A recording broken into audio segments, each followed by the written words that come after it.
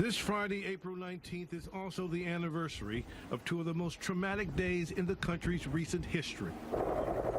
In 1993, a 51-day standoff between federal law enforcement and Branch Davidian leader David Koresh ended with 80 dead, including 25 children, when Koresh refused to surrender peacefully.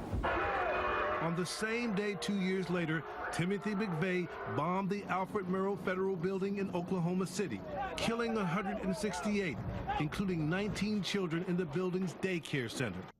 All right, folks, welcome to Gimme 5. That was the coverage in the aftermath of the Boston Marathon bombing, where the media was very quick to try to pin it on right-wing extremists, homegrown right-wing extremists. You heard the reference there to Timothy McVeigh and the Murrah Building and other acts of domestic terrorism.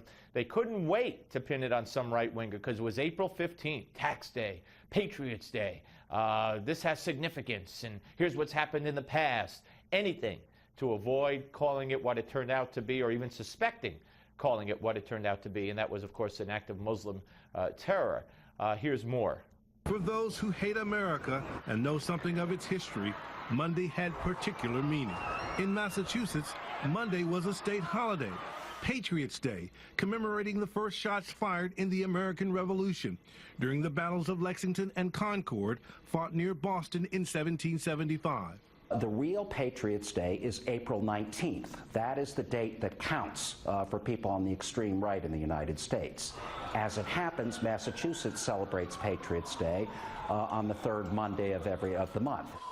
All right, so there you have it. That's Pierre Thomas's report on Good Morning America, the day following the bombing, when we still didn't know who did it. But yeah, Patriots Day, the right wing significance, Southern Poverty Law Center, right wing. And of course, they couldn't have been more wrong. But hey, they're the mainstream media. And Chris Matthews, you know our friend Chris Matthews, he went ranting and raving about right wing and what he thought was right-wing, homegrown terror.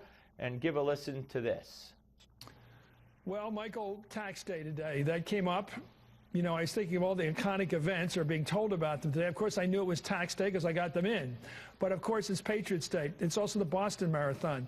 And would you, as an expert, be thinking domestic at this point? I don't think Tax Day means a whole lot to the Arab world or the Islamic world or certainly not to Al-Qaeda in terms of their world. It doesn't have any iconic significance.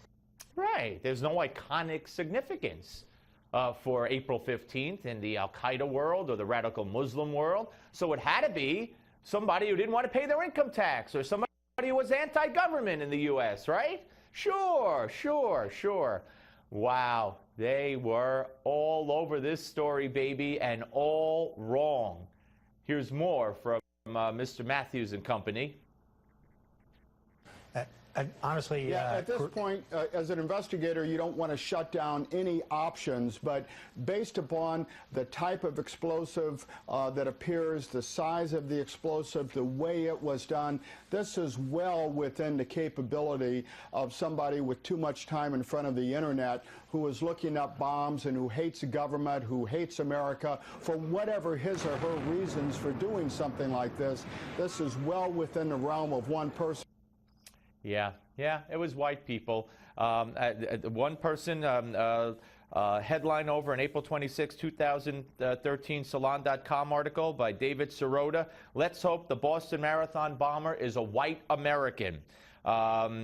Explosion is a reminder that ATF needs a director. Shame on Senate Republicans for blocking the appointment. That was Nicholas Kristof of the New York Times. It was the Republicans' fault. It was a white guy's fault. It was the right wing's fault. And they couldn't have had it any more wrong than they did. But that's okay. They're the liberal media, and what they say goes. And it doesn't count when they get it wrong. And blaming a white person and the right wing is a good thing. It's not a bad thing. But they go to such lengths to protect radical Islam. All right, folks, that's the way of the world. Thought you'd like to look back a year on the Steve Malzberg Show on Newsmax Television.